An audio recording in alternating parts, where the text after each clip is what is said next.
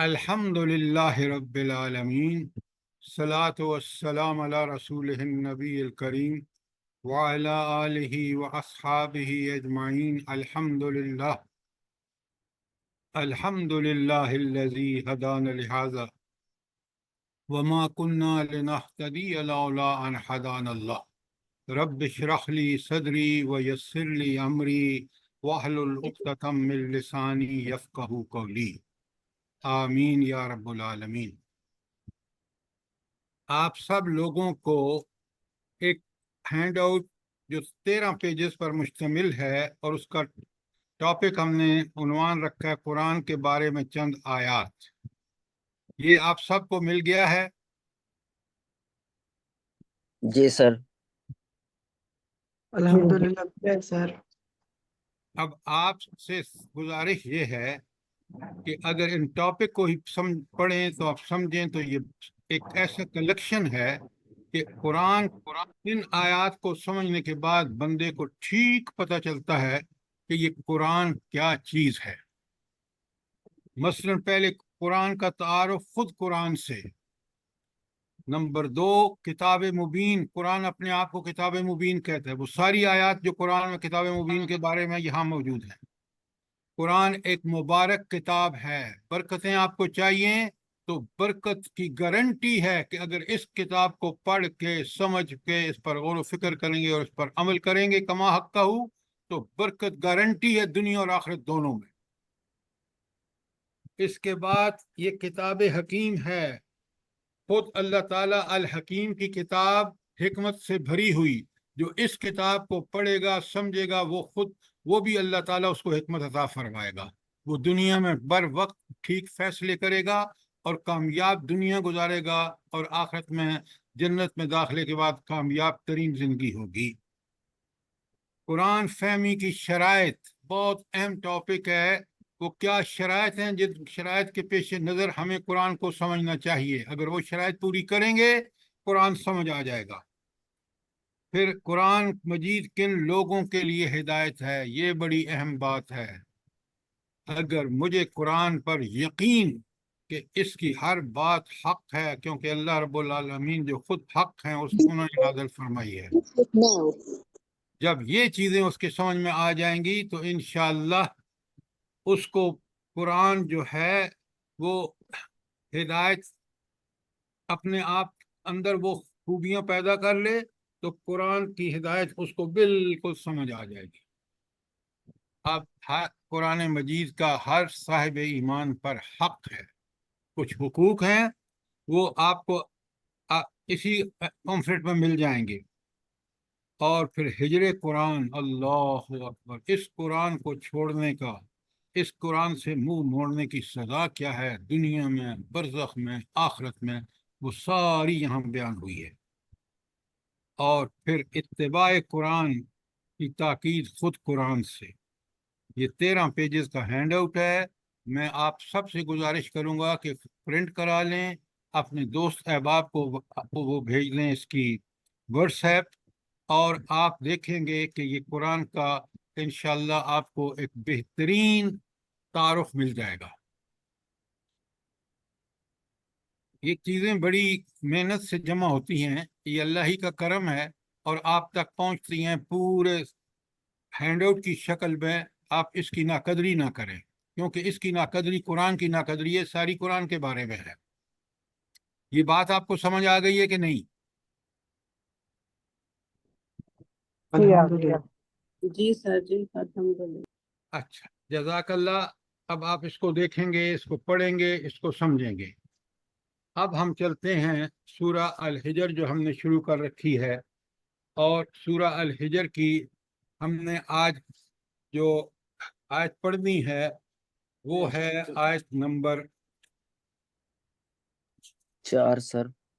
Number 4، بالکل۔ اور کل آپ نے بہت اچھی طرح سمجھا ہوگا، اور پھر میں نے اس پہ ہینڈ آؤٹ بھی آپ کو بھیج دیا تھا، تو پہلی 3 آیات جو ہے وہ آپ کو بڑی تفصیل سے سمجھ آ گئی ہوگی۔ اب آئیے آیت نمبر 4۔ یقین مانے جب آپ اس قرآن پر پڑھ کے سمجھ کے غور و فکر کرتے ہیں نا، وہ نقطے ہاتھ آتے ہیں جو کائنات کی کسی کتاب میں نہیں ہو بھی نہیں سکتے، کیونکہ یہ کتاب اللہ تعالیٰ کی طرف سے نازل کردہ کتاب ہے۔ اس میں اللہ تعالیٰ کے علم اور حکمت کی وسعتوں کے جو انتھنکیبل ہے انسان کے لیے۔ تو یہ کتاب ان چیزوں کو بیان کرتی ہے جس پیرائے میں بیان کرتی ہے، جن الفاظ میں بیان کرتی ہے، کوئی اور کتاب نہیں کر سکتی۔ لہذا بڑے غور سے سمجھیں۔ اللہ تعالیٰ فرماتے ہیں آیت نمبر 4 میں، بسم اللہ الرحمن الرحیم، وما اہلکنا من قریۃ الا ولہا کتاب معلوم۔ ہم نے اس سے پہلے جس بستی کو بھی ہلاک کیا، اس کے لیے ایک خاص مہلت عمل مقرر کی جا چکی تھی۔ یہ بڑی سمجھنے کی بات ہے کہ اللہ تعالیٰ فرماتے ہیں اچھا، اس میں سب سے پہلے تو اللہ تعالیٰ کے عذاب کی سنت کیا ہے، کیا طریقہ ہے رب العالمین کا کہ کسی بستی کو کب عذاب آتا ہے، بڑے غور سے سمجھیے، اور اگر بات کلیئر نہ ہو تو سوال کیجیے۔ اچھا، یہ جو آخر میں کہا نا وَلَہَا کتاب معلوم، کہ اس کے لیے خاص مہلت عمل لکھی جا چکی تھی۔ یہ مہلت عمل کیا ہوتی ہے، پہلے اس کو سمجھ لیں گے نا تو پھر اللہ تعالیٰ کی یہ ہلاکت کی جو سنت ہے اس کو بھی سمجھ آ جائے گی۔ اچھا، یہ مہلت عمل یہ ہوتی ہے، ایک نبی آتا ہے، آپ ساری ان کو آیات کو پڑھ لیں، سورہ ہود میں، سورہ اعراف میں، سورہ کہ وہ انبیاء آئے۔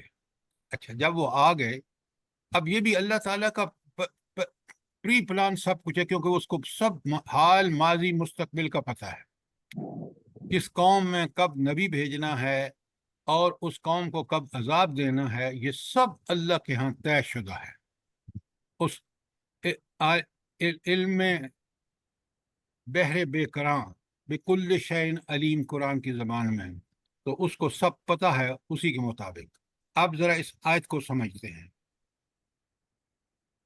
نبی آتا ہے اور نبی آ کے وہ دعوت جو اللہ کی طرف سے اس کو وحی ملتی ہے، وہ دعوت قوم کے سامنے پیش کرتا ہے۔ اب یہاں سے اس قوم کی جو امتحان ہے مجموعی، وہ شروع ہو جاتا ہے۔ اللہ تعالیٰ نے گمراہ تھے، اللہ تعالیٰ نے ہدایت بھیجی۔ اچھا، اس ہدایت میں خاص بات کیا ہے بلا، جلدی بتائیں۔ سر ان کو مہلت دی جاتی ہے نا؟ نہیں، وہ مہلت بعد کی نہیں، بات ہے، پہلے بات کو پوری طرح سمجھیں۔ ہدایت ایسی ہوتی ہے کہ اس کو اگر وہ اس ہدایت کو قبول کر لے تو دنیا اور آخرت کی بھلائی ہے، ایسا ہی ہے، ورنہ جی سر، جی سر۔ دنیا میں اس کو خوب ملیں گی نعمتیں، عیش کرے گا، لیکن آخرت جو دائمی ہے، دنیا کی چند روزہ زندگی گزارے وقت وہاں پہنچے گا تو لگ پتہ جائے گا اس کو۔ اچھا، پھر اس ہدایت کی خاص بات، یہ بات اچھی طرح سمجھیں، انسان کے اندر اللہ تعالیٰ نے اس کو پیدا ہی اسی فطرت پر کیا کہ اس کو نیکی پسند ہے اور اس کو برائی جو ہے وہ اس کے لیے ناپسندیدہ ہے۔ آپ میں سے ہر ایک میرے سمیت یہ بات سمجھتا ہے نہیں سمجھتا؟ جی سر جی۔ اچھا، جب اللہ تعالیٰ نے یہ فطرت بنائی تو جو ہدایت بھیجی ہے وہ بھی عین اس فطرت کے تقاضوں کے مطابق ہے کہ نیکیاں کرو، برائی کو چھوڑ دو۔ کیوں؟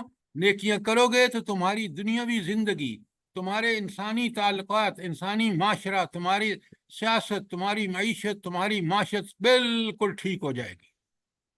اگر اس کو ناپسند کرو گے، اس کو سے نفرت کرو گے، اس کے خلاف چلو گے، دنیا میں بھی ذلیل ہوگے، جیسے آج آپ کے سامنے ہے، اس کو کھولنے کی ضرورت نہیں، آپ اپنی آنکھوں سے دیکھ سکتے ہیں۔ لہذا پہلی بات کہ اللہ اپنی دعوت بذریعہ رسول بھیجتا ہے، وہ دعوت انسانی فطرت کے مطابق ہوتی ہے، اور وہ دعوت جب بھیج چکتا ہے اس کے بعد دو گروپ بن جاتے ہیں۔ ایک جو نبی کو مان لیتا ہے، آپ ذرا آخری نبی کی مثال لیتے ہیں کیونکہ یہ مکمل مثال ہے، تو ایک گروہ جو ہے وہ اس کے خلاف چل پڑتا ہے. وہ جو کھاتے پیتے لوگ اور عیاش اور فحاش لوگ ہیں وہ کہتے ہیں کہ یہ دعوت اگر چل گئی نا تو ہماری ساری آشیاں فحاشیاں گندگیاں جو ہے ہمیں کرنے سے روک دے گی، لہٰذا وہ اس کے خلاف ہو جاتے ہیں.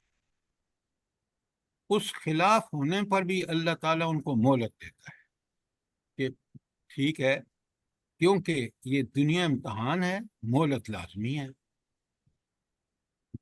اب مہلت دینے کے باوجود اگر وہ باز نہیں آتے اور وہ نبی اور اس دعوت دین کو ٹھکرا کر اس کے خلاف سازشیں کرتے ہیں، اس کے پروپیگنڈے کرتے ہیں، اس کی تکذیب کرتے ہیں، تو پھر اللہ تعالیٰ کا ایک پہلے سے اندازہ، پوری طرح اللہ کا اندازہ پرفیکٹ ہے کہ وہ کہ یہ جب اس اخلاقی حالت کو پہنچیں گے، جب اس دعوت کی مخالفت کی اس انتہا کو پہنچیں گے، وہ اللہ نے پری ڈیٹرمنڈ ہے، اللہ کو پہلے سے اس نے فکس کر رکھا ہے، بس اس وقت اللہ کا عذاب.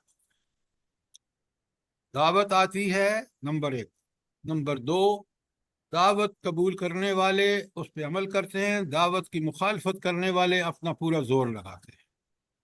اللہ تعالیٰ ان کو مہلت دیتا ہے کہ اگر توبہ طائب ہونا چاہتے ہیں تو ہو جائیں، اگر مخالفت کے اوپر، کیونکہ یہ اللہ نے اس کو اختیار دیا ہے انسان کو، اگر اس کے اختیار کا غلط فائدہ اٹھانا چاہتے ہیں تو اٹھا لیں، دنیا میں بھی برباد ہوں گے، دنیا کی معیشت معاشرت تباہ کن ہوگی، اپنے ملک کو دیکھ لیں، اور آخرت میں جو دائمی زندگی ہے وہاں ایک اذیت ناک جہنم میں ان کو پھینکا جائے گا. یہ ہے اللہ کے عذاب کی سنت. اور آج ہم پاکستان میں، آج عالم اسلام کے مسلمان اللہ کی اس مہلت میں گزر رہے ہیں. اگر انہوں نے اجتماعی توبہ کر کے پلٹے نہیں، اللہ کے دین کی طرف اپنے گناہوں کی معافی نہیں مانگی، اپنی اصلاح نہیں کی، اور اسی طرح تربائی اپنی اخلاقی، سماجی، معاشرتی، معاشی برائیوں میں آگے بڑھتے چلے گئے، تو پھر اللہ کی گرفت آ کے رہے گی، کیونکہ یہ اللہ کی سنت ہے. تو یہ ہے کہ اللہ تعالیٰ فرماتے ہیں ما اہلکنا من قریۃ، ہم نے اس سے پہلے جب بھی کسی بستی کو ہلاک کیا، وَلَهَا کتاب معلوم، تو اس کے لیے ایک خاص مہلت عمل لکھی جا چکی تھی، کہ اس کو اللہ تعالیٰ نے طے کر لیا تھا کہ اس کو دعوت ملے گی، اگر یہ توبہ طائب ہو کے اور اپنے گناہوں سے بچنے کے بعد اللہ کے دین کی طرف چل پڑے گی تو ان کو مزید مہلت دی جائے گی. تاریخ اٹھا کے دیکھ لیں. اور اگر باز نہ آئے اور اسی پہ آگے بڑھتے گئے تو پھر وہ وقت مقرر ہے جہاں اس مہلت ختم ہو جائے گی اور پھر ان پر عذاب آ جائے گا. کوئی سوال یہاں تک؟ کوئی اگر چیز کلیئر نہیں ہے تو سوال کریں، شاباش. تو یہاں بتایا جا رہا ہے کہ یہ جو عذاب میں تاخیر ہوتی ہے وہ اللہ تعالیٰ کا اللہ تعالیٰ کی حکمت ہے، اور اس مؤخر ہونے کی وجہ یہ صرف یہ ہے کہ اللہ تعالیٰ دنیا میں کیونکہ امتحان ہے، وہ مہلت دے کے دیکھتا ہے کہ اگر باز آتے ہیں تو ان کو توبہ طائب ہو جاتے ہیں. قوم یونس کا معاملہ آپ کے سامنے ہے. اور اگر باز نہیں آتے، باقی ساری قوموں نے باز نہیں آئیں، تو اللہ نے جو وقت ان کا مقرر تھا اس پہ عذاب آیا اور ان کو ملیا میٹ کر دیا، انبیاء اور ان کے فالوور کو بچا لیا. یہ پورا تبصرہ ہے، یہ 8-10 الفاظ کا آیت نمبر 4 اس پوری تاریخ انسانی پر، اور عذاب الہی کی سنت کو بڑا کھول کے بیان کر دیا گیا. کوئی سوال؟ اچھا، اگر کوئی ایک سوال نہیں ہے سر جی، جی. ایک سوال ہے سر جی. یہ جو قوم یونس تھی تو ان کے وہ یہ تھا کہ وہ اپنے رسول سے بہت محبت کرتی تھی، تبھی وہ رائے راست پر آگے جب ان کے وہ چلے گئے نہیں وہاں نہیں سے. نہیں نہیں نہیں، کیا بات کرتے ہیں. حضرت یونس کو جب اللہ تعالیٰ نے بتا دیا کہ اب میں اس قوم کو عذاب دوں گا، نبی کسی جگہ سے ہجرت اس وقت کرتا ہے جب اللہ کا حکم ہوتا ہے، کیونکہ نبی کے ہوتے ہوئے عذاب نہیں آ سکتا کسی بستی میں بھی. لہذا حضرت یونس علیہ السلام سے یہ اجتہادی غلطی ہوئی کہ انہوں نے بستی چھوڑ دی. جب بستی چھوڑ دی اللہ کے حکم کے بغیر، وہ تو اس میں مچھلی کے پیٹ میں چلے گئے، لیکن قوم نے توبہ کر لی. جب توبہ کر لی اور اپنی اصلاح کی طرف مائل ہوئے تو اللہ نے ان کو مہلت دے دی. یہ بالکل اسی آیت کے مطابق ہے. ٹھیک ہے سر جی، جزاک اللہ. بات کلیئر ہے؟ جی جی سر جی، جزاک اللہ خیر. اچھا، اس لیے لوگوں کو سمجھائیں کہ ہم اللہ کی مہلت اگر ہم باز نہ آئے تو پھر اللہ نے ایک وقت مقرر پر ہمیں بالکل اللہ کا عذاب آ کے رہے گا. یہ اللہ کی سنت ہے. اچھا، آیت نمبر 5 میں بڑے کلیئرلی دیکھیں بات بتائی گئی ہے، وَمَا تَسْبِقُ مَا تَسْبِقُ مِنْ أُمَّةٍ أَجَلَهَا وَمَا يَسْتَأْخِرُونَ. کوئی قوم نہ اپنے وقت مقرر سے پہلے ہلاک ہو سکتی ہے، نہ اس کے بعد اس کو چھوٹ مل سکتی ہے. عین وقت پہ عذاب آ کے رہے گا. کیوں عذاب آ کے رہے گا؟ اللہ تعالیٰ نے کن کہنا ہے، اس کو کسی اسباب، کسی اس کی تیاریوں کی ضرورت نہیں ہے. وہ کن کہے گا، فرشتے اللہ تعالیٰ کے آ کے اس بستی کو ملیم میٹ کر دیں گے. رب کی طاقتوں اور قدرتوں اور اس کے سمجھیے کہ اس کی قوت کتنی ہے، وہ کتنا قہار اور جبار ہے ایسے لوگوں کے لیے. تو یہ دونوں آیتیں آپ کو سمجھ آ گئیں عذاب الہی کے حوالے سے. یہ بات اللہ تعالیٰ کی سنت اور اللہ تعالیٰ کیوں تاخیر کرتے ہیں، اس لیے کہ وہ مقرر وقت ہے جو اللہ کو پتہ ہے کہ کس موقع پر اس قوم کو جبونا ہے. جب ان کی اخلاقی اور دین کے خلاف جو ان کی سرگرمیاں جب اس لیول کو پہنچیں گی، وہ طے اللہ نے کر رکھا ہے، اسی وقت عذاب آئے گا. نہ اس عذاب کو کوئی ٹال سکتا ہے، نہ ڈیلے کر سکتا ہے. کیوں؟ یہ اللہ کا فیصلہ ہے. اللہ کے فیصلوں میں کوئی دخل نہیں دے سکتا. کوئی سوال، کوئی چیز کلیئر نہیں ہوئی ہو؟ اچھا، اگر یہ آپ نے سمجھ لیا ہے، اب آگے اگلی آیات جو 6 اور 7 ہیں، یہ کافر جو تھے نا، یہ نبی کریم صلی اللہ علیہ وسلم پر بڑا فکرے کستے تھے، آپ پر تان کرتے تھے. اب اس کا ذکر آ رہا ہے. یہ بلا کیوں آ رہا ہے یہاں یہ چیزیں کہ نبی کریم صلی اللہ علیہ وآلہ وسلم پر جو وہ فکرے کستے تھے، جو آپ پر تان کرتے تھے، اس کا ذکر کیوں آ رہا ہے؟ لیکن ہمیں سمجھنا چاہیے کہ اللہ تعالیٰ کی حکمت کیا ہے. بڑے غور سے سنیے. اصل بات یہ ہے کہ نبی کریم صلی اللہ علیہ وآلہ وسلم ہوں یا کوئی نبی ہو، وہ جب بھی دعوت کا کام کرتا ہے، اللہ کی راستے کی طرف بلاتا ہے، تو یہ اللہ کی دائمی سنت رہی ہے. کیا سنت رہی ہے؟ کہ ہمیشہ کافروں نے، منکروں نے نبی کا مذاق اڑایا ہے، ہمیشہ. تو یہاں نبی کریم صلی اللہ علیہ وآلہ وسلم کو اللہ تعالیٰ تسلی دے رہے ہیں کہ آپ گھبرائیں نہیں، آپ ان کے رویے سے پریشان نہ ہوں. یہ میری دائمی سنت ہے کہ نبی آتا ہے، وہ دعوت دیتا ہے، مخالفین چڑھ دوڑتے ہیں اور اللہ ان کو مہلت بھی دیتا ہے. پھر اللہ جب ان کو پکڑتا ہے تو پچھلی 2 آیتوں میں آپ نے دیکھ لیا. تو لہٰذا یہاں اللہ تعالیٰ پہلے اپنے نبی کو اور ہر دائی جو دنیا میں دعوت کا کام کر رہا ہے، آپ سب لوگوں کو اندازہ ہے جو دعوت کا کام کرتے ہیں کہ ہمارے جو خود بڑے ہیں، جو گھروں کے، جو خاندانوں کے بڑے ہیں، وہ مخالفتیں کرتے ہیں. تو اب نبی سے کیا کہا لوگوں نے؟ دیکھیں کس قدر فکرے کسے. وقالو، اور یہ کافر کہتے ہیں، یا ایہا الذی، ہے وہ شخص، نزل علیہ الذکر، جس پر یہ ذکر نازل ہوا، جس پر یہ قرآن نازل ہوا. اسے کیا کہتے ہیں؟ انک لمجنون، تم یقیناً دیوانے ہو. لام تاکید کا ہے، تو کہتے ہیں تم تو یقیناً، بلا شک و شبہ تم پاگل ہو. کتنے بدبخت لوگ تھے سر یہ. اب آپ بڑے غور سے سنیں، بدبختی کی انتہا دیکھیں. اسی نبی کو کہتے ہیں یہ صادق بھی ہے اور امین بھی ہے. لیکن جب وہ نبوت کا دعویٰ کرتے ہیں، قرآن نازل ہوتا ہے تو اسی نبی کو کہتے ہیں تو نعوذ باللہ تو پاگل ہے، دیوانہ ہے۔ یہ ہم سب کے لیے سبق ہے کہ اگر آپ حق پہ، تو جو پاگل اور دنیا دار اور دنیا پرست لوگ ہیں وہ یہ کہیں گے۔ اچھا، اب سنیں، یہ تو آیت نمبر 6 کوئی سوال ہو کہ انہوں نے نبی کریم صلی اللہ علیہ وآلہ وسلم کو پاگل کہا۔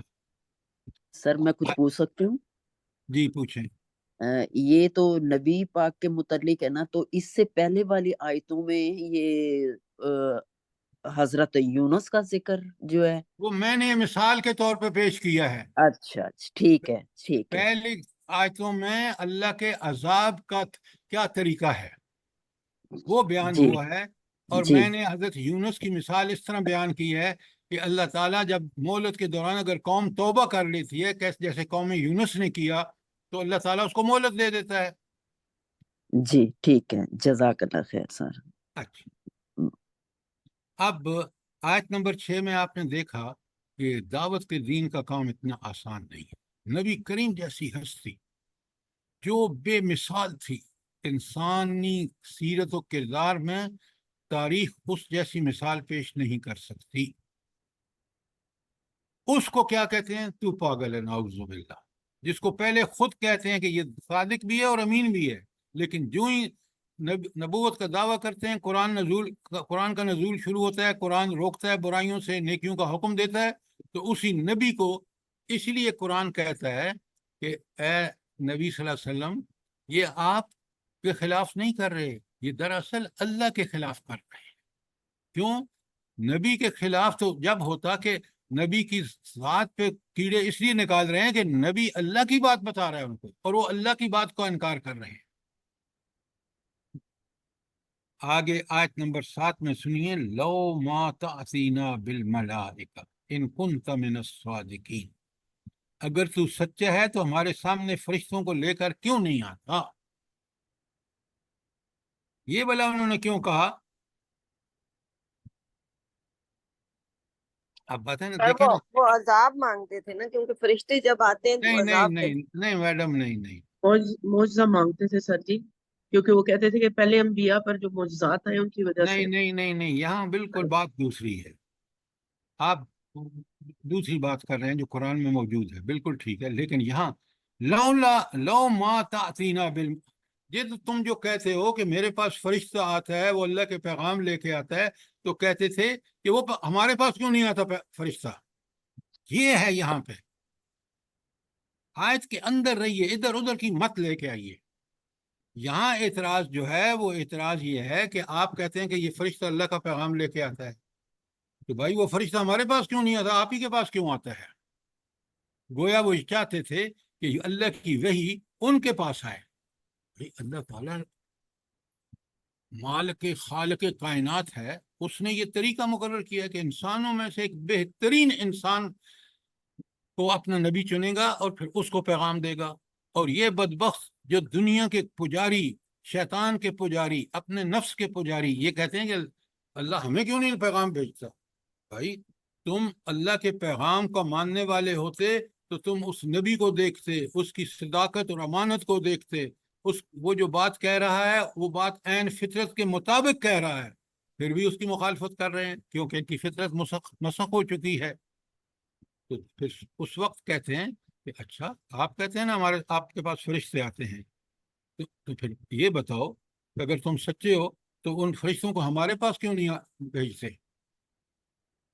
یہ تھا ان کا بدبختی کا سوال، کہ وہ اللہ تعالیٰ کو چاہتے تھے کہ وہ مالک کائنات، خالق کائنات، جس کے پاس اختیار اور علم اور حکمت کا سرچشمہ ہے وہ خود، اس سے کہتے ہیں کہ نہیں، آپ تو وہ کچھ کریں، اللہ سے مطالبے کریں جیسے اللہ ان کا کوئی نعوذ باللہ ان سے کوئی کم تر چیز ہے۔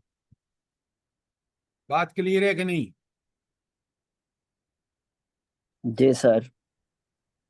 یہ جو آپ میری بات کہہ رہے تھے نا کہ بڑے بڑے مطالبات کیے انہوں نے انبیاء سے، معجزے کا مثلاً کہ آپ مادی معجزہ لے ہیں، بلکہ پھر یہ بھی کہا فرشتے ہمارے پاس کیوں نہیں آتے جیسے اس آیت میں کہا. اور پھر انہوں نے اپنے تکبر کی وجہ سے جو ہے وہ پتہ نہیں کیا کیا سوال کیا. کوئی سوال آیت نمبر 6-7 میں یا 4-5 پہلے پڑھی ہے. آپ سر سنیں جی آیت 6 میں نمبر. جی 6 شاباش. آیت میں جو ذکر آیا مجنون کا، تو یہ آج کے دور میں بھی کہا جاتا ہے نا کہ زمانے کے ساتھ یہ کیسا کام کر رہے، یہ تو اس زمانے کے لیے انفٹ ہے. تو ان کو بھی کہا جاتا ہے کہ یہ تو پاگل ہو گئے، ان کا تو دماغ خراب ہو گئے، اس زمانے کے اندر سروائیو نہیں کر سکیں گے. نعوذ باللہ، یہ بھی دائل الخیر کو آج کہا جا رہا ہے. میڈم اصل میں بات یہ ہے کہ مجنون وہ اس لیے کہتے تھے، بڑے غور سے سنیں سمجھیں تاکہ ہم آپ سامنے والوں کو سمجھا سکیں.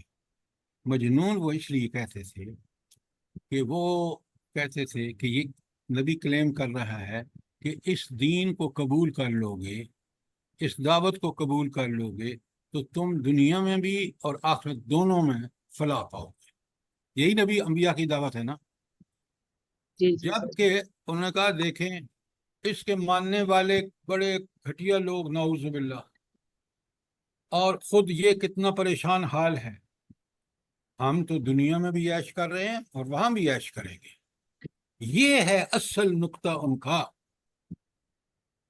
کہ وہ اس دنیا میں اللہ تعالیٰ نے ان کو خوشحالی دے رکھی تھی. وہ دین کے مخالف ہونے کی سب سے بڑی وجہ ان کی یہ تھی کہ وہ دنیا ان کو اللہ تعالیٰ نے کثرت سے دی تھی اور وہ امتحان کے لیے دی تھی. اور اس دنیا کی اپنی دنیا میں جو ان کو اللہ تعالیٰ نے ذرائع اور وسائل دے رکھے تھے، وہ کہتے ہیں نہ نبی کے پاس ہے نہ اس کے ماننے کے والے پاس ہے. ہماری محفلیں دیکھیں، رات کو پتہ نہیں لچے لفنگے جمع ہو جاتے ہیں، اس نبی کے پاس تو کوئی بندہ ہی نہیں جاتا، یہ غریب جاتے ہیں. اب بات سمجھ آئی یا نہیں آئی؟ جی جی سر جی، جزاک اللہ خیر. تو اس کانٹیکسٹ میں بات کو پوری کلیئرلی سمجھتے ہیں. آیت نمبر 8 اللہ تعالیٰ کیا فرماتے ہیں ذرا غور کریں کہ ملائکہ وہ کہتے ہیں نا ہمارے سامنے آ جائیں، تو اللہ تعالیٰ بتاتا ہے اس آیت میں کہ اللہ تعالیٰ کب ملائکہ کا نزول فرشتے کب نازل ہوتے ہیں. ما بسم اللہ الرحمن الرحیم ما ننزل الملائکہ الا بالحق. ہم فرشتوں کو حق کے ساتھ نازل کرتے ہیں، فرشتے حق کے ساتھ اترتے ہیں. وَقَانُوا اِذًا مُنذَرِينَ، اور پھر ان لوگوں کو مہلت نہیں دی جاتی. فرشتے مطلب ہے کہ فرشتے نازل ہوتے ہیں اللہ کا عذاب لے کر، اور جب وہ عذاب لے کر آتے ہیں پھر مہلت نہیں ملتی، کیونکہ اللہ نے پیچھے آپ نے دیکھا کہ اللہ نے کہتے ہیں جب وہ حکم ہو جاتا ہے نہ اس میں تاخیر ہوتی ہے نہ کوئی اس میں جلدی ہوتا ہے، وہ عین وقت پر آتی ہے اور ختم کر کے رکھ دیتی ہے، قصہ پاک ہو جاتا ہے. تو لہٰذا فرشتوں کے نزول کی بات کرتے ہیں. فرشتے تو عذاب لے کے آتے ہیں، جب لے کے آتے ہیں پھر دنیا کے لوگوں کو مہلت نہیں ملتی ذرا بھی. کتنی سخت وارننگ ہے، ذرا غور کریں اگر ہم سمجھ کے پڑھیں تو. کوئی سوال آیت نمبر 8 میں؟ شاباش. نہیں سر جی، تھینک یو، سمجھ آ گئی ہے الحمدللہ. اچھا، اب آیت نمبر 9 پہ آئے. 9 نمبر آیت اللہ تعالیٰ کا ایک معجزہ ہے. اللہ تعالیٰ فرماتے ہیں اِنَّ نَحْنُ نَزَّلْنَا الذِّکْرَ، بے شک ہم نے اس ذکر کو نازل کیا، اس ذکر کو نازل کرنے والے ہم ہیں. اب ذکر قرآن ہے اور ہم اللہ تعالیٰ خود ہیں. اور آگے جو شرط رکھی نا وَإِنَّا لَهُ لَحَافِظُونَ، اور ہم خود اس کی نگرانی کرنے والے ہیں، ہم خود اس کی حفاظت کریں گے. اللہ اکبر، اللہ اکبر. ایسی حفاظت ہے کہ جس زبر زیر کے ساتھ نازل ہوا ہے محمد الرسول اللہ صلی اللہ علیہ وسلم پر، آج صدیاں گزرنے کے بعد بھی بالکل وہی قرآن آپ کے اور میرے ہاتھ میں۔ آپ کمال دیکھیں، یہ ایک آیت اللہ تعالیٰ کی اس حفاظت کا جو معجزہ ہے وہ ہمارے سامنے ہے۔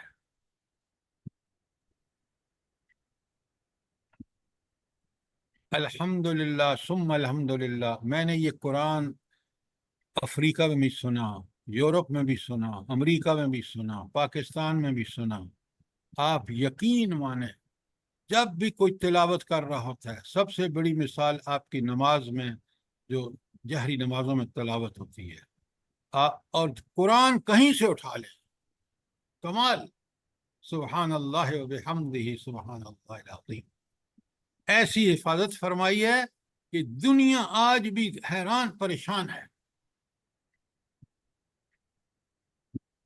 اور ایک اور کمال دیکھیے، اس کی حفاظت کے لیے اللہ تعالیٰ نے اس کا حفظ کتنا آسان کر دیا ہے۔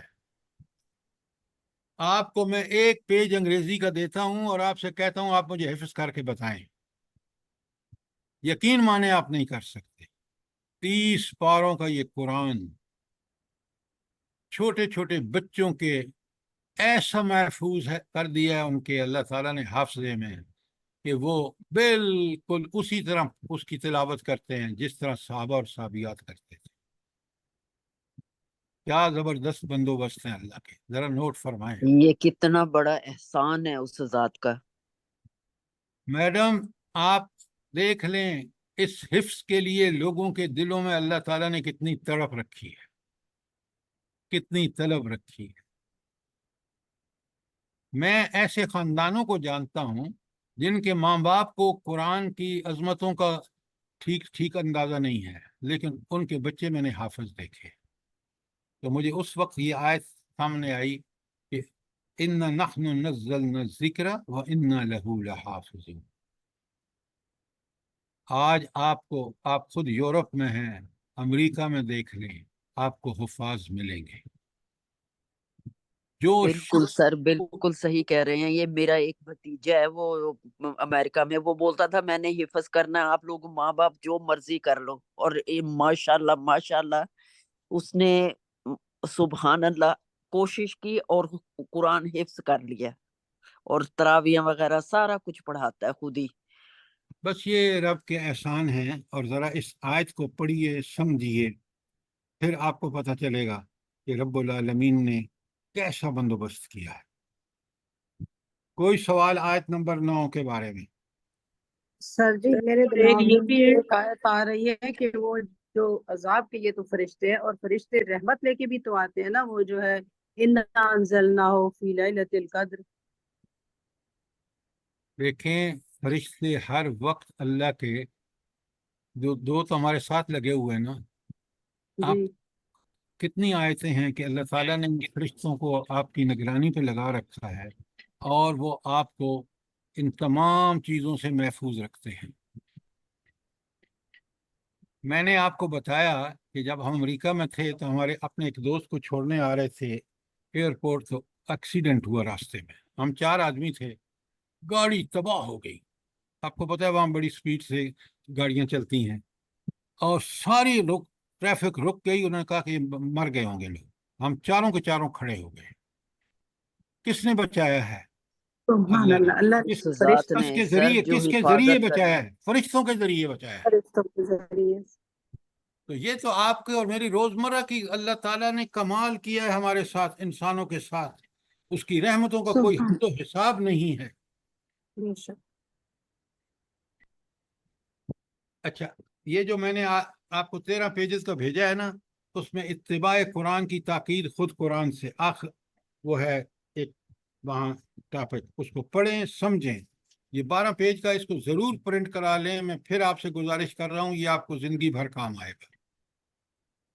اچھا، انشاءاللہ سر۔ انشاءاللہ سر ضرور۔ سر جی ایک بات اور، کہ حفاظت کے ذریعے سے سر جی یہ جو قرآن کے وہ ہے مصحف، وہ سب سے زیادہ ہے، کوئی کتاب دنیا میں اتنی زیادہ نہیں ہے جتنی کہ قرآن ہر گھر میں پایا جاتا ہے، حتیٰ کہ یہ کفار کے ہاں بھی پایا جاتا ہے۔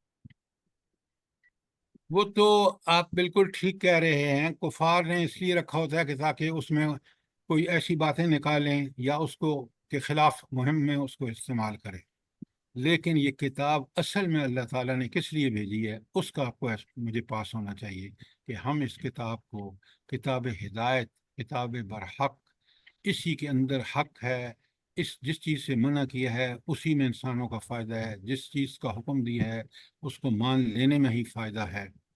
تو اس لیے اسی کتاب کو حق سمجھ کے اس کی اطاعت کرنے والا جو ہے وہ اس قرآن کی قدر کر رہا ہے۔ آج کتنے گھروں مسلمانوں کے گھروں میں پڑا ہوا ہے، کتنے بے پردہ ہیں گھر، آپ دیکھ نہیں رہے؟ جی سر۔ اچھا، یہ آیت نمبر 9 آپ یاد کر لیں، چھوٹی سی آیت ہے اور بڑی برکت والی آیت ہے۔ آپ آ جائیے آیت نمبر 10 پر۔ اللہ تعالیٰ فرماتے ہیں وَلَقَدْ أَرْسَلْنَا مِن قَبْلِكَ فِي شِيَعِ الْأَوَّلِينَ، اے نبی ہم نے تم سے پہلے بہت سی گزری قوموں میں رسول بھیجے۔ اب اللہ تعالیٰ پوری تاریخ نبی کریم صلی اللہ علیہ وسلم کے سامنے اور آئندہ آنے والے انسانوں کے سامنے کہ دعوت دین کا کام ہے۔ تو پہلے آ جاندے پھر بس جاندے اپنے طرف۔ مسز آصف صاحبہ آپ کا مائک کھلا ہوا ہے اور سب لوگوں کو وہ ڈسٹرب کر رہا ہے۔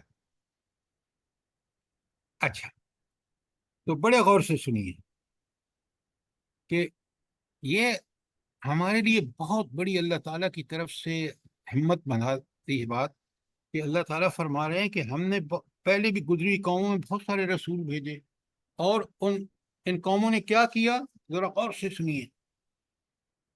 آیت 11 میں اللہ تعالیٰ فرماتے ہیں وَمَا يَأْتِيهِم مِّن رَّسُولٍ إِلَّا كَانُوا بِهِ يَسْتَهْزِئُونَ، کبھی ایسا نہیں ہوا کہ ان کے پاس کوئی رسول آیا ہو اور انہوں نے اس کا مذاق نہ اڑایا ہو۔ ذرا غور فرمائیں کہ انہوں نے مذاق اڑایا، کنہوں نے مذاق اڑایا؟ وہ لوگ جو دین مخالف تھے، ان بدبختوں نے کیا کیا؟ انہوں نے اس نبی کا مذاق اڑایا۔ تو یہ ایک دائمی سنت ہے اللہ تعالیٰ کی۔ اچھا، لوگ کیوں مذاق اڑاتے ہیں؟ جو منکرین ہیں کیوں مذاق اڑاتے ہیں؟ جلدی بتائیں، وجہ کیا ہے؟ سر وجہ تکبر ہی ہے۔ سر کیا نہ وجہ؟ ماننا جب ہو نا تو پھر مذاق اڑاتے۔ اور کوئی؟ ان تعلیمات کو قبول نہیں کرنا چاہتے، اس لیے مذاق اڑاتے ہیں کہ یہ ہمارے سامنے آپ ذرا آپ کو یہ واسطہ پڑتا ہے، دیکھیں جب انسان اپنی فطرت مسخ کر دیتا ہے، جو اللہ کی بنائی ہوئی فطرت ہے، اللہ ان بات کو کیوں نہیں سمجھتے آپ کہ اللہ کی بنائی ہوئی فطرت جو ہے وہ ہر انسان جب پیدا ہوتا ہے تو فطرت اسلام پر پیدا ہوتا ہے۔ کیا مطلب؟ کہ وہ اللہ کی ہر بات، نیکی کو اچھا سمجھتا ہے، برائی کو برا سمجھتا ہے، یہ فطرت میں اس کے داخل ہے۔ اچھا، اب ایسے گھر میں، ایسی جگہ پہ، ایسی نظام تعلیم سے گزرا کہ اس کی فطرت بن گئی برائیاں کرنے کی، وہ اب عادی ہو گیا جھوٹ بولنے کا، عیش و عشرت کرنے کا، شراب پینے کا، جو برائیاں ہیں وہ اس کو اچھی لگنے لگی، نیکیوں کو چھوڑ بیٹھا۔ اب اگر آپ اس کے سامنے اللہ کے دین کی دعوت پیش کریں گے تو وہ ضرور بگڑے گا۔ آگے آ رہا ہے کیوں بگڑے گا؟ اس کو ماننے کے بعد تو میں یہ سب کچھ نہیں کر سکتا جو میری زندگی کا نعوذ باللہ مقصد بن چکا ہے۔ اس لیے وہ مخالفت کرتے ہیں، اس لیے استہزاء کرتے ہیں کہ وہ اس گندی زندگی کو کنٹینیو کرنا چاہتے ہیں۔ بات کو سمجھیے۔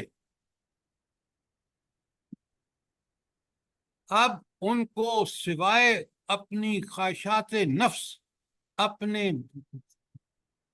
گندے لائف سٹائل کے اور کوئی چیز ان کو قبول نہیں ہے، لہذا اس کے برخلاف کوئی چیز بھی آتی ہے، جس طرح برحق انسان اہل ایمان کے سامنے برائی آتی ہے تو وہ غصے سے لال پیلا ہو جاتا ہے، اسی طرح وہ برا آدمی جو ہے اس کے سامنے نیکی آتی ہے تو بڑا سخت اس کے خلاف ہو جاتا ہے، کیونکہ اس نیکی اس کو برائی کرنے سے روکتی ہے، اور وہ برائی اس کی فطرت سے ثانیہ بن چکی ہوتی ہے۔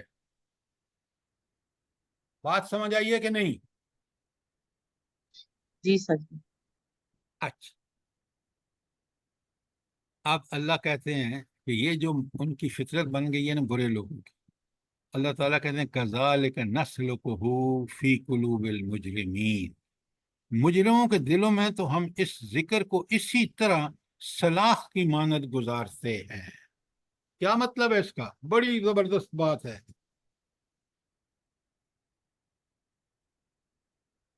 یہ جو آپ کہہ رہے تھے نا کہ قرآن تو کافروں کے گھر میں بھی پڑا ہوا ہے، سر ان کو باتیں اچھی نہیں لگتی، بہت بری لگتی ہیں۔ ہاں اچھا، اب ذرا اس کا صحیح مفہوم سنیے۔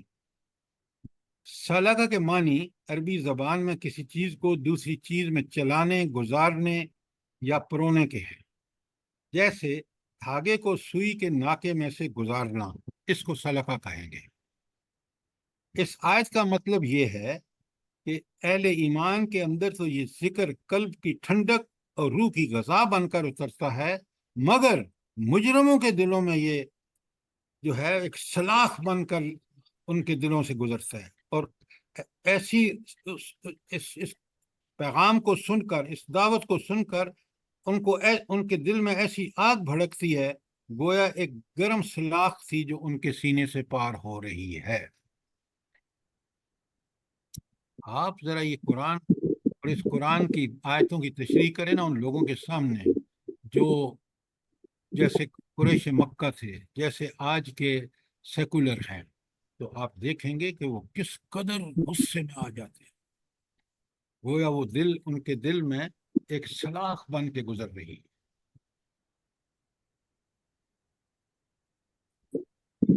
کوئی سوال آیت نمبر 12 کے بارے میں؟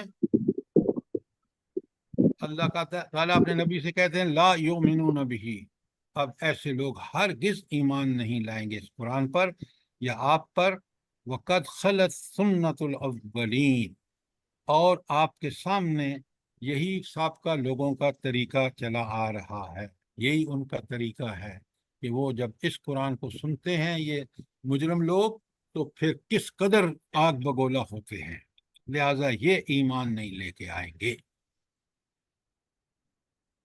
کوئی سوال، کوئی چیز کلیئر نہ ہوئی ہو تو اللہ اپنے نبی سے فرما رہے ہیں کہ یہ لوگ اس قرآن پر ایمان نہیں لائیں گے، بلکہ یہ وہی روش اختیار کریں گے جو ان کے پیش رو نے اختیار کی، لازماً اس انجام سے بھی دوچار ہوں گے جس انجام سے ان کے پیش رو، یہ بھی دھمکی موجود ہے اس کے اندر کہ ان کا حال بھی قوم نوح، قوم عاد، قوم سمود کی طرح ہوگا۔ یہ جو قریش جو مخالفتیں کر رہے ہیں نا، ان کا حشر بھی وہی ہوگا۔ اچھا، قرآن پھر ایک بات بڑی کلیئر کرتا ہے اور آپ اور میں اس کو سمجھیں، وہ یہ ہے کہ اس چیز نے کبھی آپ مجھے بتائیں موسیٰ علیہ السلام کا وہ جو مادی معجزہ تھا اس کو دیکھ کے قریش ایمان لے آئے تھے؟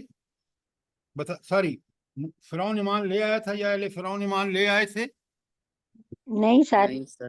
تو آپ خود دیکھ لیں کہ معجزے سے یہ ایمان نہیں لاتے، ایمان تو یقین مانے۔ آپ ذرا دیکھیں نا کہ حضرت خدیجہ الکبریٰ رضی اللہ تعالی عنہ بیوی کے ہر راز سے، اس کی ہر حرکت سے جو شخص واقف ہوتا ہے وہ اس کی بیوی ہوتی ہے، اور بیوی میاں کے ہر حرکت سے واقف ہوتا ہے۔ اگر اس خاتون اول جو اصل خاتون اول ہے حضرت خدیجہ الکبریٰ، انہوں نے فوراً ایمان لیا، اور آپ دیکھیں جب حضور نبی کریم صلی اللہ علیہ وسلم پریشانی کے عالم میں واپس آتے ہیں کیونکہ فرشتے سے ان کی ملاقات ہوئی اور ایک نوری اور انسان کی ملاقات ہوئی تو پریشان تھے، کس قدر تسلی دیتی ہیں، اور جو بات کہتی ہیں کہ آپ تو غریبوں کی مدد کرتے ہیں، آپ تو سہارا بنتے ہیں، آپ کبھی ضائع نہیں کرے گا اللہ۔ تو گویا آپ نے دیکھا کہ یہ دین کچھ اس طرح کی چیز ہے کہ یہ جو لوگ اپنی فطرت کو باقی رکھے ہوتے ہیں. اب دیکھیں نا، ابو بکر صدیق رضی اللہ تعالی عنہ صرف دوست ہیں حضور نبی کریم صلی اللہ علیہ وسلم کے، اور اتنا یقین ہے ان کو کہ جب آپ معراج سے واپس آتے ہیں کافر مذاق اڑاتے ہیں کہ دیکھیں جی ایک ہی رات میں مسجد حرام سے مسجد اقصی آسمانوں سے واپس آ گئے. کیا کیا الٹی بات کر رہے ہیں، نعوذ باللہ، بقول ان کے. انہوں نے کہا آج اچھا موقع ہے، آپ جا کے ذرا بتاتے ہیں ان کو، ابو بکر صدیق کو، کہ یہ آپ کے ساتھ فرما رہے ہیں، یہ ٹھیک ہے کیا؟ عقل تو نہیں مانتی نا. انہوں نے کہا مجھے ایک بات بتاؤ، غور سے سنیں. انہوں نے کہا کیا یہ بات خود حضور نے فرمایا؟ انہوں نے کہا جی وہ خود کہتے ہیں اپنی زبان سے. انہوں نے کہا پھر کہا، پھر صحیح فرمایا. یہ اس وقت ہوتا ہے جب انسان کو اللہ کی بات، کیونکہ اس کو اللہ کی جو بات کہہ رہا ہوتا ہے وہ اللہ کا سفیر ہوتا ہے، تو اس لیے اللہ تعالیٰ فرماتے ہیں کہ یہ جو مرضی ان کو دکھا دیں یہ ایمان نہیں لائیں گے. اب آگے آیت 14 میں ذرا غور سے دیکھیں. فرمایا وَلَوْ فَتَحْنَا عَلَيْهِمْ بَابًا مِّنَ السَّمَاءِ فَظَلُّوا فِيهِ يَعْرُجُونَ، اگر ہم ان پر آسمان کا دروازہ کھول دیتے اور وہ دن دہاڑے اس میں بھی چڑھنے لگتے. یعنی اس سے بڑی تو کوئی بات نہیں ہو سکتی تھی نا، کہ اگر ایسا بھی ہوتا کہ آسمان میں چڑھتے، اس سے بڑا معجزہ تو نہیں تھا نا. تو پھر کیا کہتے؟ لَقَالُوا، وہ ضرور کہتے، اِنَّمَا سُکِرْتُ أَبْصَارُنَا، ہماری آنکھوں کو دھوکہ ہو رہا ہے، بل نحن قوم مسحورون، بلکہ سر ہم جی انما سکرت ہے. ساری انما سکرت ابصارنا، تو ہماری آنکھوں کو دھوکہ ہو رہا ہے. نحن قوم مسحورون، بلکہ ہم پر تو جادو کر دیا گیا ہے. ذرا غور فرمائیں کہ اتنا بڑا معجزہ دیکھ کر بھی ایمان بالغیب پہ یہ نہ لاتے، یہ ان کو نصیب نہ ہوتا. کیوں؟ یہ فوراً کہہ دیتے بھائی یہ تو سب کچھ جو ہو رہا ہے نا بس یہ کچھ جادو ہے، یہ تو ہماری آنکھوں پر پٹی باندھ دی گئی، یہ جادو کر دی گیا. تو پھر منکرین، یہ جو منکر ہیں، یہ دعوت حق کا انکار کی اصل سبب کیا ہے یہ بتائیں. کیا سبب ہے؟ دیکھیں نا، ہمیں سمجھنا چاہیے نا، تاکہ ہم دعوت دے رہے ہیں تو ہمیں پتہ ہونا چاہیے. یہ دائمی سنت اللہ تعالیٰ اپنی بیان کر رہے ہیں، تو اس کی وجہ کیا ہے؟ خواہش پرستی، جی خواہش پرستی. ہاں، لیکن اتنا بات آپ کی ٹھیک ہے، خواہش پرستی مت کہیں صرف. ان سر ان لوگوں کی فطرت مسخ ہو چکی ہے، فطرت انہوں نے مسخ بات نہیں مانی. ایک منٹ بالکل ٹھیک کہا آپ نے، فطرت مسخ ہو رہی ہے، لیکن ان کی پہلی بات، ان کی بات بھی رد نہ کریں.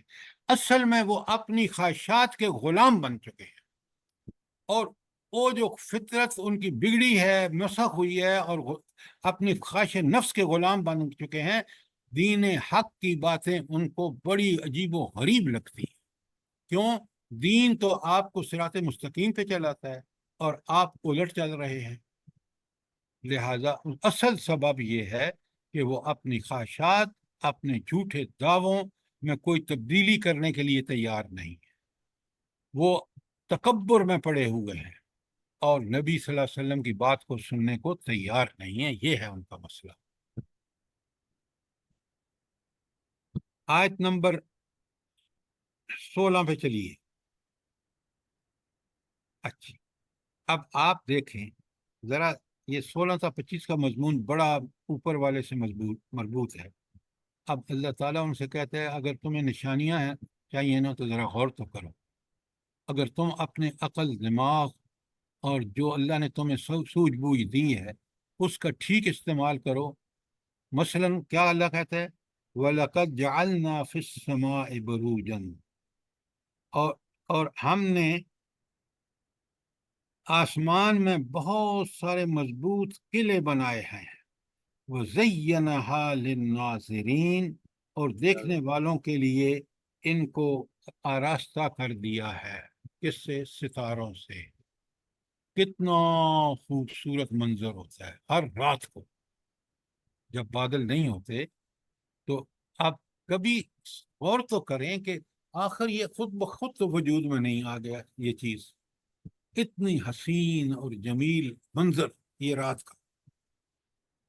کس کی طرف اشارہ کر رہا ہے یہ آفاق کا یہ منظر؟ کس کی طرف اشارہ کر رہا ہے؟ اس بنانے والے کی طرف، اس رب، اس اللہ کی طرف جس نے یہ اتنا خوبصورت منظر اور ہمیشہ کے لیے بنا دیا۔ یہ کم نشانی ہے، یہ کم معجزہ ہے؟ بندے سے پوچھے نا آپ ذرا۔ تو وَلَقَدْ جَعَلْنَا فِي السَّمَاءِ بُرُوجًا، اور ہم نے آسمان میں بہت سے مضبوط قلعے بنا دیے، بروج بنا دیے، وَزَيَّنَهَا لِلنَّاظِرِينَ، اور دیکھنے والوں کو کے لیے اس کو بہت خوبصورت بنا دیا۔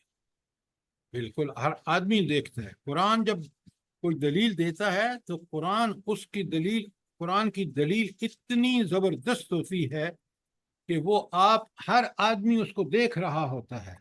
وہ کوئی ایسی دلیل نہیں ہوتی کہ جس کو دیکھ کے آدمی کہے کہ ہاں کچھ کی سمجھ آ رہی ہے، کچھ دیکھ رہا ہے، کوئی نہیں دیکھ رہا۔ نہیں، قرآن کا کمال ہے، یہ قرآن کے جو دلائل ہیں یہ اتنے پکے اور سچے ہیں، اتنے قابل دید اور قابل غور ہیں کہ انسان جب ان پر غور کرتا ہے تو وہ دنگ رہ جاتا ہے، اور اس کے سوا اس کے پاس کوئی چارہ نہیں ہوتا کہ وہ اللہ تعالیٰ کی بات کو سمجھے اور اس بات کو اپنی پوری طرح اس کو گرفت میں لے، اور پھر اس نتیجے پر پہنچے کہ اللہ تعالیٰ کتنا زبردست ہے۔ کوئی سوال، کوئی چیز کلیئر نہ ہوئی ہو؟ آیت 16۔ اب آ جائیے آیت 17 میں۔ یہ کس کی طرف اشارہ تھا؟ جلدی بتائیں۔ بنانے والے خالق، آسمان آیات نہیں، کائنات سے کس کی طرف اشارہ؟ آسمان کی طرف اشارہ تھا۔ ٹھیک ہو گیا؟ اب ان لوگوں کو دعوت دی جا رہی ہے، یہ نشانیاں جو کائنات میں ہیں ذرا ان پہ غور تو کرو، تو تمہیں پتہ لگ جائے گا کہ کتنا رب کمال کی ہستی ہے۔ تم یہ چھوٹی چھوٹی چیزوں میں پڑے ہوئے ہو کہ اپنے گردا گرد کائنات کو نہیں دیکھتے کہ اس رب نے کس طرح چیزوں کو بنایا ہے خوبصورت، اور تمہارے لیے کتنی بڑی اللہ تعالیٰ نے۔ اور پھر اللہ تعالیٰ فرماتے ہیں آیت 17 میں، وَحِفَظْنَاهَا مِنْ كُلِّ شَيْطَانٍ رَجِيمٍ، اور پھر اللہ تعالیٰ جی وحافظناها، وَحَفِظْنَاهَا مِنْ كُلِّ شَيْطَانٍ رَجِيمٍ، اور ہر شیطان مردود سے ان کو محفوظ کر دیا، یعنی کوئی شیطان وہاں ان میں کوئی راہ نہیں پا سکتا یا ان میں کوئی خرابی نہیں کر سکتا، کیونکہ یہ شیاطین تو ایکسیس رکھتے ہیں وہاں تک، تو اللہ تعالیٰ جب بھی اس کے قریب جاتے ہیں تو شہاب ثاقب ان کو برساتا ہے اور وہ بھاگ جاتے ہیں۔ لہٰذا تاکہ دیکھنے والوں کے لیے یہ چیز بالکل صاف اور شفاف رہے۔ اس کا آگے بتا بھی دیا آیت 18 میں، الا من استرق، اور جس نے کوئی اس کو چرانے کی کوشش کی، ہاں استرق السمع، جس نے وہاں سے کوئی بات گن کر کے چرانے کی بات کی، فَاتَّبَعَهُ شِهَابٌ مُبِينٌ، تو پھر ایک چمکتا ہوا فأتبعه جی فأتبعه فَأَتْبَعُهُ شِهَابٌ مُبِينٌ، تو اگر وہ سن گن کر کوئی کوشش کرے بھی تو پھر اللہ تعالیٰ اس کو کس طرح وہاں سے بھگا دیتے ہیں؟ اس کے ایک بڑا چمکتا ہوا شعلہ جو ہے وہ اس کو وہاں سے بھگا دیتا ہے۔ یہ ہیں رب کے انتظامات۔ اب اگر آپ اس رب کی یہ جو قرآن میں یہ جو آسمانوں میں سب دیکھ رہے ہیں آیات کائنات، جتنی یہ برحق ہے جتنی یہ پرفیکٹ ہے، جتنی یہ اللہ کی انتہا کی منصوبہ بندی اور اس کو ایگزیکیوٹ کرنا، اس کو قائم و دائم رکھنا، جتنا وہاں اس سے کہیں زیادہ اللہ تعالیٰ نے، یہ قرآن بھی اتنا ہی برحق ہے جتنی یہ برحق ہے۔ یہ تھی آیت نمبر 18 تک، اور اللہ تعالیٰ نے کس طرح ان چیزوں کو بڑا کھول کھول کے ہمارے سامنے بیان فرمایا ہے۔ کوئی سوال، کوئی چیز کلیئر نہ ہوئی ہو؟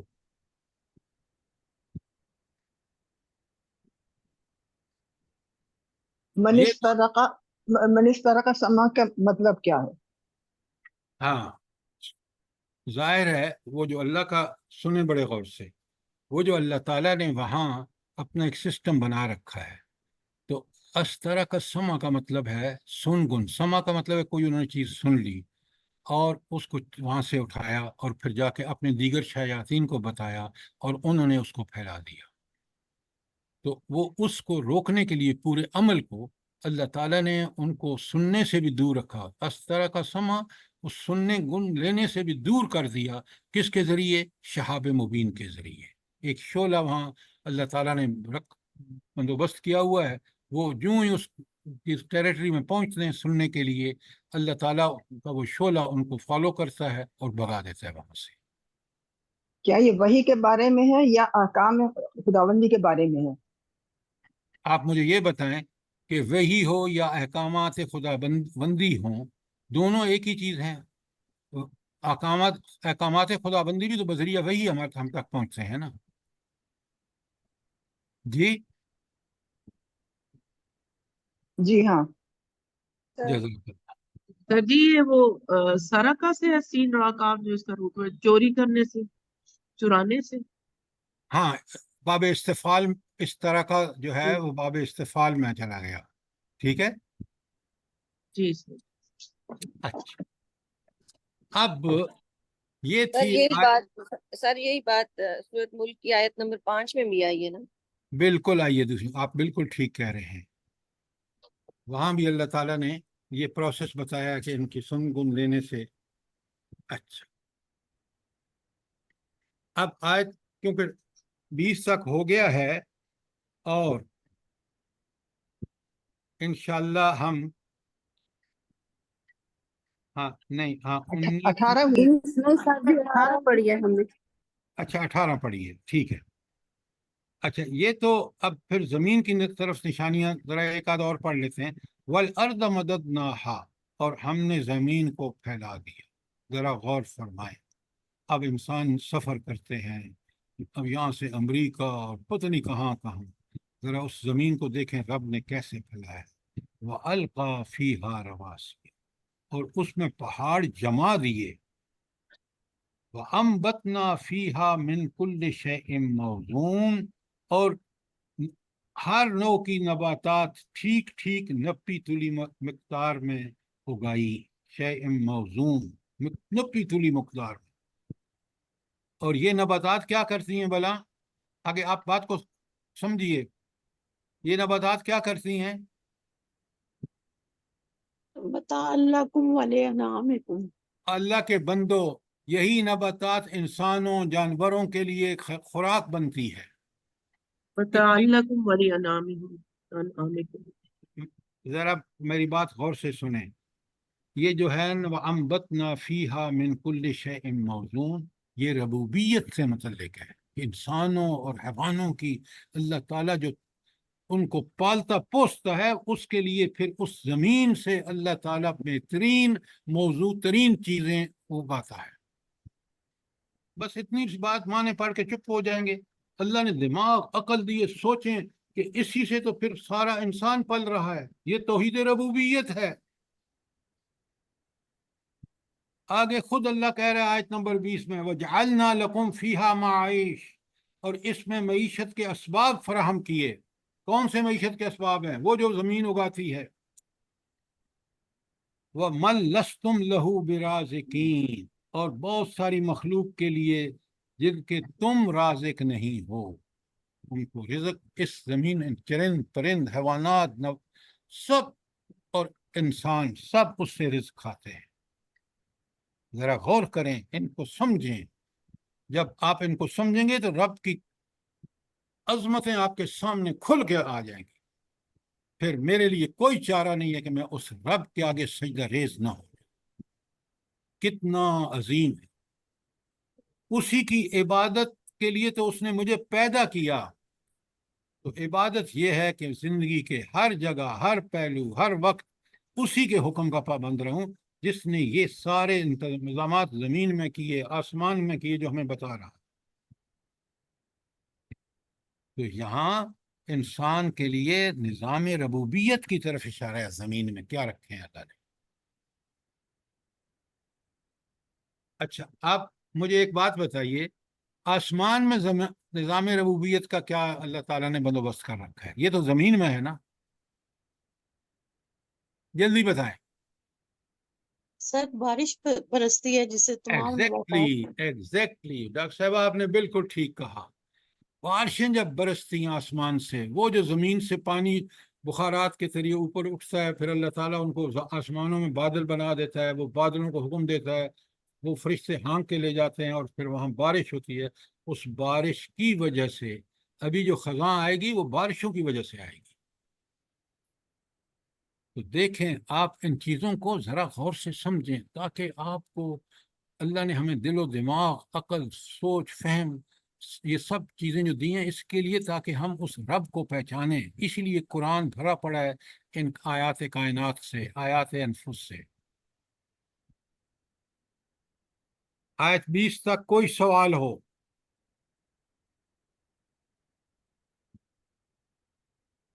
دو آیتیں لکھ لیں جلدی سے. سورہ زاریات کی آیت 58، سورہ زاریات کی آیت 58 میں اللہ تعالیٰ فرمائے ان اللہ، بے شک اللہ تعالیٰ، هو الرزاق ذو القوت المتین، وہی ہستی ہے جو رازق بھی ہے ہر چیز کی، اور قوت المتین، اس کے پاس زبردست طاقت ہے. ایک اور آیت پڑھ رہا ہوں، لکھیں سورہ ہود کی آیت نمبر 6، وَمَا مِن دَابَةٍ فِي الْأَرْضِ، زمین میں کوئی جاندار ایسا نہیں، الا علی اللہ رزقها، کہ جس کا رزق اللہ تعالیٰ کے ذمے نہ ہو. آپ اور مجھے جو رزق مل رہا ہے وہ کون بندوبست کر رہا ہے ہم تک پہنچنے کا؟ اللہ تعالیٰ. اللہ تعالیٰ. وَيَعْلَمُ مُسْتَقَرَّهَا وَمُسْتَوْدَهَا، اور اس کا ہمیشہ کے لیے ٹھکانہ اور عارضی ٹھکانہ، کہ دنیا میں اس نے کہاں رہنا ہے، یہ عارضی ٹھکانہ ہے، اور آخرت میں کہاں پہنچنا ہے، یہ اس کا آخری یا دائمی ٹھکانہ ہے، آخری جہاں پہ جانا ہے، یہ بھی اسی کو معلوم ہے. کل فی کتاب مبین، یہ ساری چیزیں عارضی، مستقل، رزق کا بندوبست، اس کے اعمال، سب کچھ موجود ہیں. کس میں؟ فی کتاب مبین، ایک واضح کتاب کے اندر. یہ واضح کتاب کیا ہے بلا؟ قرآن کریم سر. لوح محفوظ میں سر. آپ کیا بات کر رہے ہیں؟ قرآن کریم کیسے ہو گیا؟ وہاں کیا یہ سب چیزیں لکھی ہوئی ہیں؟ لوح محفوظ.